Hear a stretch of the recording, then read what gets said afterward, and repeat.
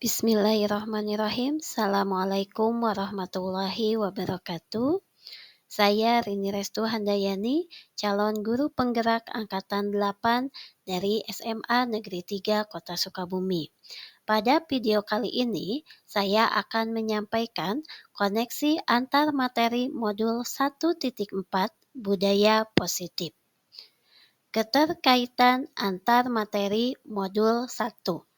Filosofi Pendidikan Ki Hajar Dewantara menjelaskan bahwa pendidikan berarti menuntun segala kodrat yang ada pada murid untuk mencapai keselamatan dan kebahagiaan sebagai manusia dan anggota masyarakat. Untuk itu, seorang guru harus memiliki nilai-nilai reflektif, kolaboratif, mandiri, inovatif, dan berpihak pada murid untuk menjalankan perannya. Maka, seorang guru penggerak harus memiliki visi sebagai representasi visual tentang bagaimana murid kita di masa datang, yakni mewujudkan profil pelajar Pancasila. Visi guru penggerak merupakan landasan perubahan dalam pendidikan yang akan memunculkan gagasan-gagasan pembiasaan positif yang kita kenal dengan budaya positif. Sebagai seorang guru, maka saya harus mampu menerapkan budaya positif di sekolah. Untuk menerapkannya, ada 5 konsep dasar yang harus dipahami. 1. Disiplin positif. 2. Motivasi perilaku manusia, hukuman dan penghargaan. 3. Posisi kontrol restitusi. 4. Keyakinan kelas atau sekolah. 5. Segitiga restitusi. Konsep pertama, disiplin positif merupakan unsur utama dalam terwujudnya budaya positif yang kita cita-citakan di sekolah. Disiplin positif merupakan pendekatan dalam pendidikan untuk kontrol diri dan pembentukan motivasi intrinsik. Seseorang yang memiliki disiplin diri akan bertanggung jawab terhadap apa yang dilakukannya, karena mereka mendasarkan tindakan mereka pada nilai-nilai kebajikan universal. Motivasi perilaku manusia. Ada 3 motivasi perilaku manusia. Yang pertama, untuk menghindari ketidaknyamanan atau hukuman. Yang kedua, untuk mendapatkan imbalan atau penghargaan dari orang lain. Kedua motivasi ini bersifat eksternal. Guru harus mampu berupaya menumbuhkan motivasi internal, sehingga murid bisa mewujudkan apa yang mereka inginkan dan menghargai diri sendiri dengan nilai-nilai yang mereka percaya, sebagaimana motivasi perilaku manusia pada poin ketiga. Konsep berikutnya yaitu posisi kontrol manusia. Ada 5 posisi kontrol yang diterapkan seorang guru, orang tua, ataupun atasan dalam melakukan kontrol. Kelima posisi tersebut adalah 1. Penghukum, 2. Pembuat rasa bersalah, 3. Sebagai teman, 4. Berperan sebagai pemantau, dan 5. Berperan sebagai manajer. Guru diharapkan dapat mengambil peran sebagai manajer dalam menuntun murid bertanggung jawab atas nilai-nilai kebajikan yang diyakininya. Konsep keyakinan sekolah atau kelas. Disiplin positif menekankan pada keyakinan, nilai-nilai kebajikan, sehingga akan lebih memotivasi murid dari dalam dirinya. Maka murid perlu berpartisipasi penuh dalam menetapkan keyakinan yang akan diterapkan di kelas atau di sekolah. Murid perlu mendengarkan dan memahami arti sesungguhnya tentang peraturan-peraturan yang diberikan. Apa nilai-nilai kebajikan di balik peraturan tersebut? Apa tujuan utamanya?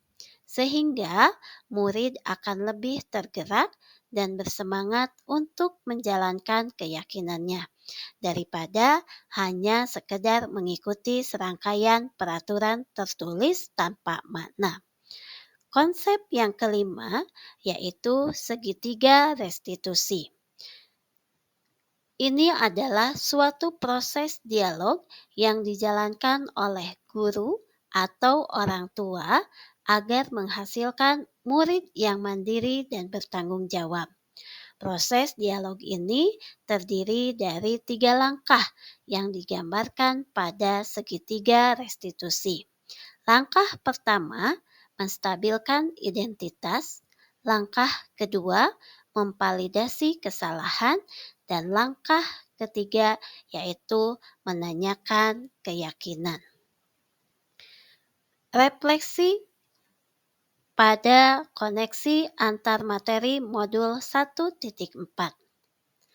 Perubahan yang terjadi pada cara berpikir saya dalam menciptakan budaya positif di kelas maupun di sekolah setelah saya mempelajari modul ini, saya percaya bahwa konsep-konsep budaya positif harus disosialisasikan di sekolah sehingga warga sekolah memiliki pemahaman yang sama dalam mewujudkan budaya positif dan terus dilatih untuk dapat menerapkannya.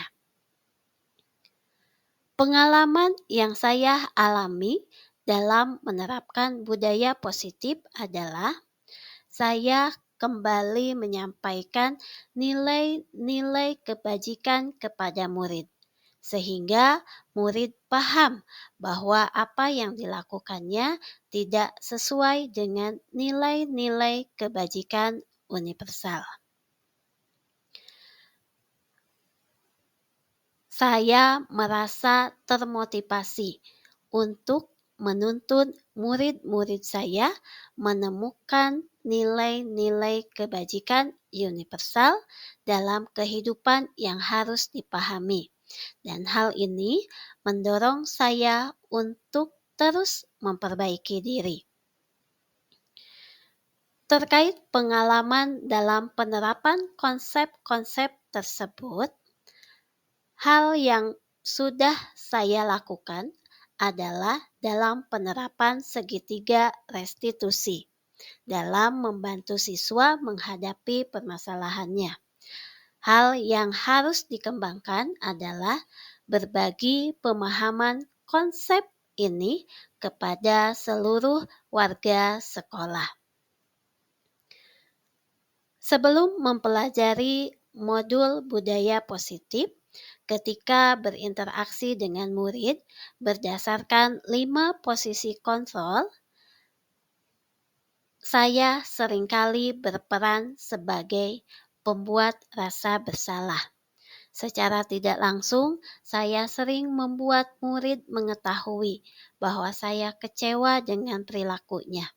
Dan saya juga sering berperan sebagai pemantau, melihat apa yang dilakukan murid dari kacamata peraturan sekolah. Pada saat itu, saya merasa bahwa apa yang saya lakukan benar. Setelah mempelajari modul ini, saya bertekad dan harus terus melatih diri untuk dapat menerapkan posisi manajer, sehingga saya paham kebutuhan apa yang akan murid penuhi dan dapat menuntun murid untuk mandiri dan bertanggung jawab atas apa yang dilakukannya. Sebelum mempelajari modul ini, saya pernah menerapkan segitiga restitusi dalam menghadapi permasalahan murid. Saya mendengarkan apa yang menjadi alasan murid melakukan sesuatu, dan saya sering menuntun murid-murid saya untuk menemukan solusi permasalahan yang dihadapinya secara mandiri dan bertanggung jawab atas apa yang dilakukannya.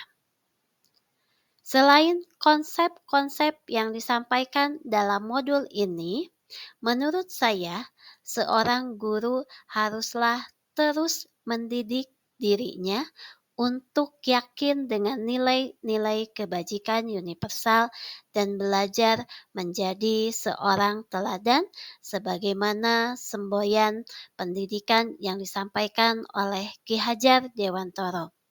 Demikian koneksi antar materi modul 1.4 budaya positif yang dapat saya sampaikan. Salam guru penggerak. Wassalamualaikum warahmatullahi wabarakatuh.